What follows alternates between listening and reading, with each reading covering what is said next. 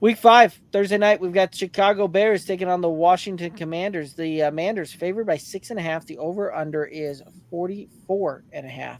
Thoughts on this one? You think if the Bears lose this one, like it's pretty much done, right? Like I know it's hard to say, oh, 5 weeks in, like, but after what happened last week with Denver, like if you don't win this one, like it's gonna be really hard to have any motivation to play the rest of the way. I think you get into playing spoiler, right? You're trying to get better. You're trying. I mean, Eberflus is trying I to guess there's all those. and Yeah, everything else. So I think there's still things that you're doing. You got to figure out if Fields is your guy long term, or if you're, and you can't do that if you sit him. Like you have to right. be able to get more tape and more reps and experience under Fields to determine, is this the next $200 million man? Right? Because that's the market for quarterbacks now on these long-term deals. So is he the next $200 million man, or do we need to go back into the well? Right? Do we need 3 running backs on our roster? Are we able to do it with one? Is Roshan as a rookie developing the way we want him to? At some point, you would like to think they rip up the playbook, say, okay, screw it, Fields, go be dynamic. That's when they're at their best. Yes, he threw for 300 plus yards and 3 touchdowns against the Broncos. Yes, you want to see that more often out of him. But at the root of what this player is athletically and the God-given talent he has, you got to cut him loose. Like you got to just accept the fact that we need 900 to 1,100 yards rushing from him every season. So if he's going to scramble for 75 to 80 yards a game, guess what? That's just his game. We have to find ways to teach him to play safer. Not that he has an injury history, but so he doesn't develop one. Yeah, it doesn't develop one. Get down, get out of bounds. Don't take the big hit. Make sure you keep your head on a swivel. Those things. But he's taken just as many hits. He's the most sacked quarterback in the NFL right now. He's taken more hits in the pocket than he would be scrambling.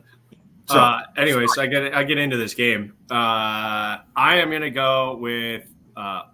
We say all that to say this. I'm taking Washington with the points. I'm going to go with the under here. I just don't. Look, Washington's defense is pretty good. I don't know how dynamic Chicago is going to be after the heartbreak on the short week. So I'm going to take the under. And my player prop, though, I will take Fields over 16.5. That's not pass attempt. That's completions. 16.5 completions is what I meant to have. I'm on the Washington side as well. They played the Eagles really tough in that overtime loss. They could put some points up on the board, kind of sneakily almost, right? Like Washington is not a low-scoring offense for having their shortcomings at times with Sam Howell. So I like Washington. I actually like the over here. So I think it's going to be a little fun. I think we're going to see more of Justin Fields' legs in this game because of what this front four can do with Washington. I think they're going to make him move a little bit more. They kind of had a template and a little gift from the scheduling gods going Fields and having Fields and Hurts in back-to-back weeks, right? So I think a lot of that, if Washington isn't careful, if they give a lot of those same looks, I think the Bears are actually going to be ready for that because they saw what Washington did to try and contain Justin Fields. Or, excuse me, what the Bears did to contain Jalen Hurts. But Fields not quite the passer that Hurts is, so I think he finds ways and forces himself to run a little bit more. That being said, I'm taking Terry McLaurin over 59.5 receiving yards. The Bears' defense is wretched. They're horrible. This is going to be, I guess, a second good week because McLaurin had a good week last week, fell into the end zone. I think he follows it up here. He's going to have another good week over 59.5. I like it. I'm going to take Washington as well. I think that they've got enough that they can cover this thing by the 7.